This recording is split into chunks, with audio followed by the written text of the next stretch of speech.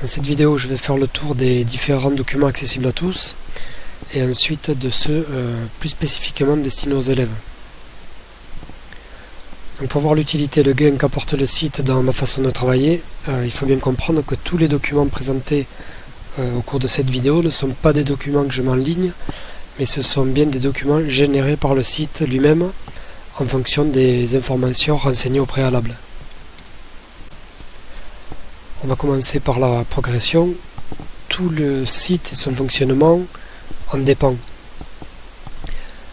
Donc ici on peut voir les différentes progressions par TP, par cours et par, j'appelle ça des générations ou des sessions de classe. Donc là on a les terminales première, seconde d'une même génération, à savoir ceux qui vont passer l'examen là en fin d'année.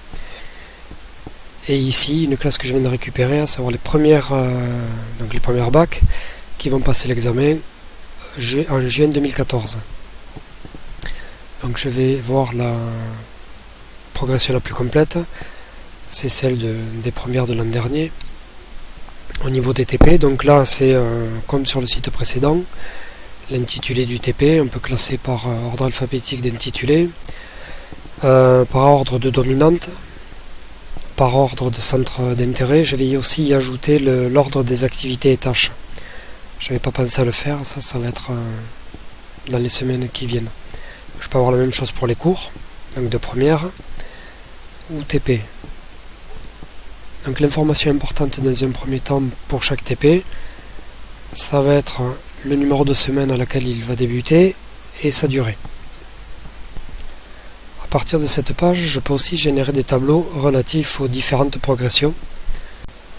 Donc par classe, par ordre chronologique, par ordre de centre d'intérêt, ou le lien TP compétences, TP savoir associé. C'est la même chose pour les cours. Je vais le faire pour les TP.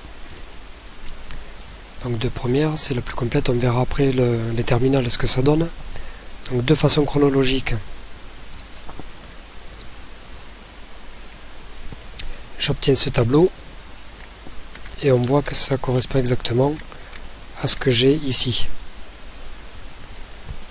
Si je clique sur l'intitulé du TP, je vais accéder directement à la fiche détaillée de celui-ci. Voilà, donc TP, c'était TP20, ici, choix des composants. Donc j'accède directement à la fiche détaillée avec la page de garde, fiche contrat. Là j'ai pas encore mis en ligne les documents. Je peux faire la même chose à partir des centres d'intérêt.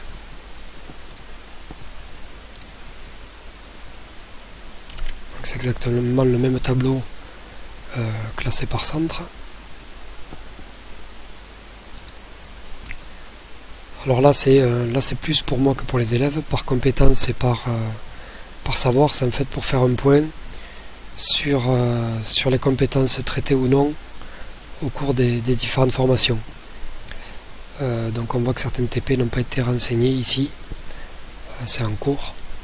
Donc non seulement j'identifie la compétence, mais j'identifie aussi chaque item de compétence. Là ici, je vais zoomer pour qu'on le voit un petit peu plus. Voilà. On voit pour la compétence CP1, il y a 6 items, CP1-2, 7 ou 8, etc. CP1-3, CP1-4. Ça correspond en fait, dans le référentiel, voilà ici, à chaque ligne. Donc CP1, j'ai dit il y en avait 6. Voilà, il y a 6 lignes. 1, 2, 3, 4, 5, 6. C'est-à-dire que je sais exactement pour chaque TP quelle ligne j'ai traité. Ça va me permettre à terme, quand j'aurai tout renseigné, de savoir, là je vois que CP1, je ne l'ai pas traité du tout cette année-là. Donc à savoir si c'est un oubli ou autre. Idem pour les savoirs. Ici.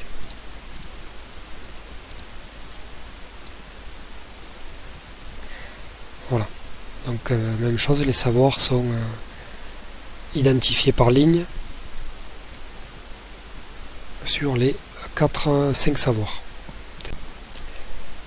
Donc de cette progression découle directement la répartition des TP. Jusqu'à présent, j'utilisais un tableau classique sous LibreOffice de ce type-là. Donc avec une feuille par semaine, ma liste d'élèves, ma liste de TP que je remplissais manuellement. Donc plusieurs inconvénients, c'est savoir entre le tableau que j'ai chez moi, le tableau qu'il y a au lycée, quelle est la dernière version à jour. Pas toujours évident. Même chose pour travailler avec un ou plusieurs collègues dessus, on ne sait jamais qui a fait le dernier enregistrement, donc c'est source d'erreur. Même chose si on oublie un TP en semaine 6, qu'on s'en rend compte en semaine 8, il faut tout mettre à jour, c'est pas toujours simple. Donc du coup mais pendant ces vacances-là, de février, enfin mars pour nous, j'ai abandonné ce tableau au profit d'une répartition qu'on peut voir ici. Donc je vais prendre les TMI, c'est mes terminal bac actuels. Voilà, j'ai un tableau qui est généré, même chose automatiquement à partir de ma progression par semaine. Donc semaine 3, il ressemble étrangement à celui que j'avais précédemment. Donc semaine 3, semaine 4, etc. Semaine 14, ils étaient en stage, donc ça en tient compte. Et semaine 22, c'est ce qui est prévu pour la rentrée. Donc si je fais le parallèle avec ma progression, je vais l'ouvrir à côté.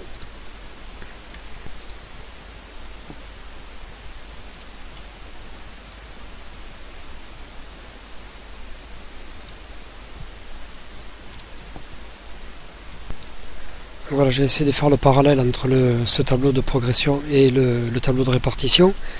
Semaine 22, ici, je vois les TP 98, 41, 139, 38, etc. C'est exactement ce que j'ai là. C'est-à-dire que le dernier TP, c'est le 45, en principe, ça devrait être le 45. Voilà. Ici, je vais continuer. Pour l'instant, je n'ai pas terminé ma progression. La mise en place de ma progression, semaine 23, je vois que j'ai rien. Donc, en principe, voilà, ici, pas encore de possibilité de choix. Alors j'expliquerai plus tard, mais ce tableau est interactif, que ce soit avec moi ou avec les élèves, c'est-à-dire qu'ils peuvent choisir leur TP, ça met à jour mon tableau, je choisis leur TP, ça le met à jour automatiquement sans avoir à enregistrer quoi que ce soit, idem si c'est un collègue qui le met à jour. Donc cette partie-là, je la traite dans une autre vidéo.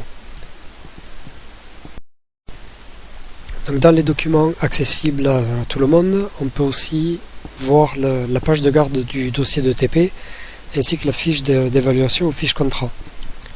Donc on peut les voir pour chaque TP, TD ou cours dont l'icône fiche contrat est indiquée. Donc je vais prendre celui-ci en exemple. Voilà, j'arrive sur la fiche détaillée qui indique les classes ou la classe concernée par le TP, l'activité, la tâche dominante. Alors ça c'est arbitraire, c'est pour pouvoir me repérer dans les activités données, le type d'évaluation, le nombre d'élèves maxi par TP,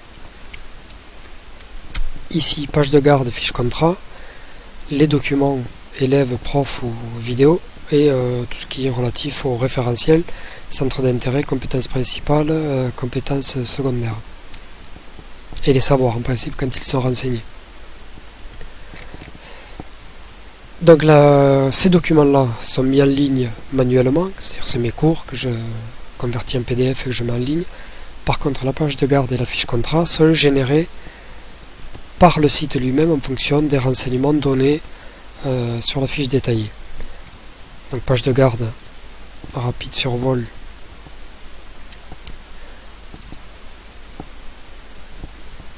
Avec des infos classiques qu'on retrouve sur la fiche détaillée.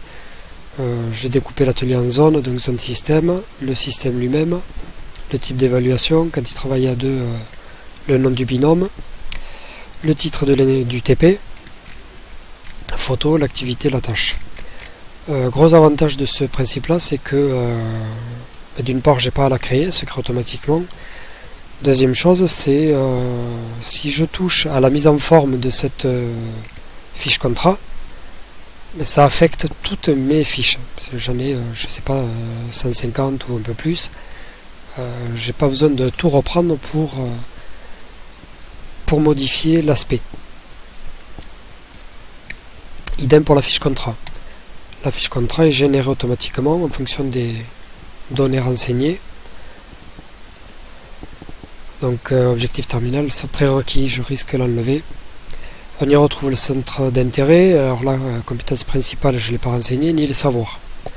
J'ai juste à renseigner les compétences traitées au cours du TP. Donc petit à petit, ça, je vais le mettre à jour au cours de cette année scolaire et la suivante. J'attendais que le site soit complètement fonctionnel pour pouvoir le faire. Donc cette fiche contrat est vierge. On verra un peu plus tard que lorsque je fais mon évaluation, elle se remplit automatiquement et la note ici s'affiche automatiquement.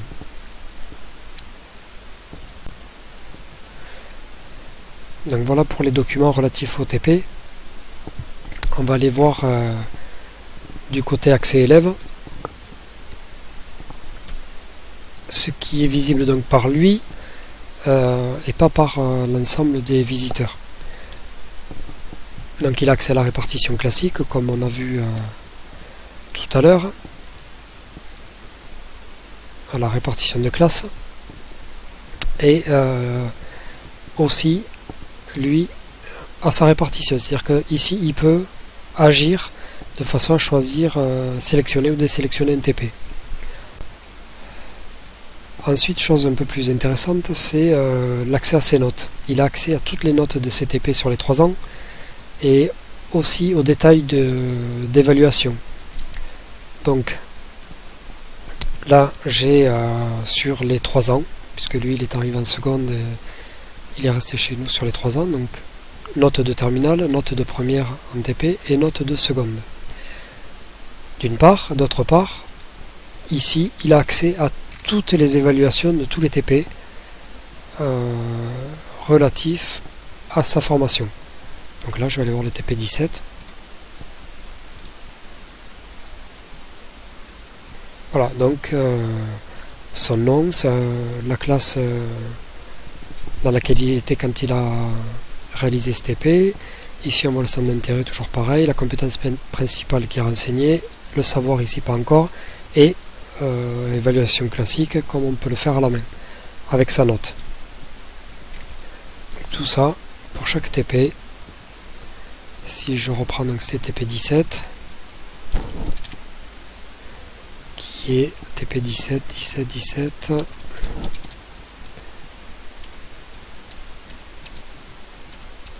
voilà, c'était donc 13.3, ça correspond bien. On peut faire ça à volonté pour n'importe quel TP.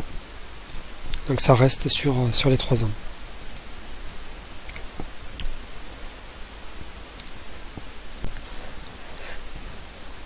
Donc suite à ça, il peut aussi éditer le bilan des évaluations par compétences. Donc on va prendre la première, l'année complète.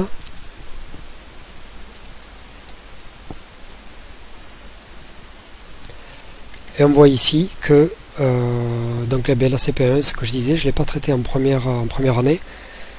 Donc en vert, c'est les compétences réussies. J'ai mis en vert au-dessus de l'équivalent de 12 sur 20. De 10 à 12, orange, et inférieur à 10, c'est affiché en rouge. Donc on voit ici, compétence CP4.2, échoué, mais avec un faible taux de traitement. Donc elle a été notée sur 2, ça n'a pas valeur réelle. Par contre, une compétence notée sur 76, à laquelle il a 80% de réussite, on peut considérer qu'elle est acquise. Donc ça, je peux le générer sur l'année complète.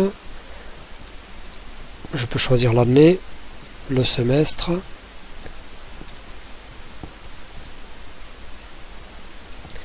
Voilà, c'est valable pour tous les élèves. Donc là j'ai choisi un bon, on va aller le voir sur un peu moins bon. Donc moi j'ai le même accès côté prof. Donc gestion, la classe, bilan par compétence. Je vais prendre la classe de première, l'année complète. Voilà, donc là il y a beaucoup plus de rouge et de jaune que sur le précédent. Donc ici on voit les points affectés par compétence et le taux de réussite en pourcentage par compétence. Donc ça c'est valable pour tous les élèves, pour toute la formation. On peut choisir par trimestre, par semestre, par année, ou sur la durée complète. Un autre type de bilan par compétence, mais là c'est plus pour moi que pour les élèves. Ça va être ici, donc un tableau. Je vais choisir la formation complète. Sous forme de bar graphe. Alors même chose, hein, chaque item de compétence est identifié et on peut voir ce qui a été traité ou pas. Donc peut-être que cette compétence là je la traite trop par rapport à d'autres. Donc ça me permet de voir ça justement. J'ai terminé par le suivi d'activité. C'est un module qui ne fonctionnait pas du tout sous cette forme jusqu'à il y a 15 jours. C'était beaucoup plus laborieux dans la version précédente et un relatif abandon de ma part et des élèves, c'était assez compliqué à gérer. Il fallait saisir chaque activité page par page. Donc l'objectif ici, c'est que l'élève saisisse ce qu'il a fait et que moi j'affecte une évaluation concernant l'attitude, le comportement sur la semaine. Plus qu'une note de TP et de compétences, là ça va être une note de vie de classe qui va être prise en compte aussi dans le semestre.